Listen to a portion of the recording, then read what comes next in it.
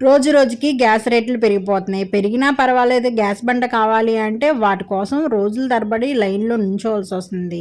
ఇలా కాదని అందుబాటులో ఉన్నవాళ్ళు, పల్లెల్లో వాళ్ళైతే కట్టెల పొయ్యి పడుతున్నారు. అందుబాటులో లేని వాళ్ళు ఏం చేయాలా అని తికమక పడుతున్నారనమాట.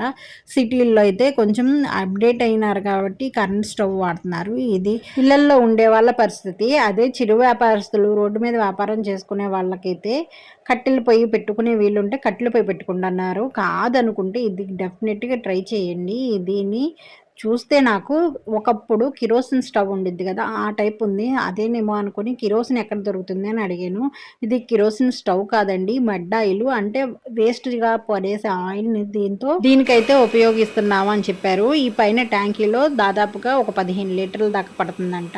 ఇది వచ్చి మధ్యాహ్నం దాకా అంటే వంటను బట్టి పనిచేస్తుందండి అని చెప్పారనమాట. మడ్ ఆయిల్ రేట్ వచ్చి రూ.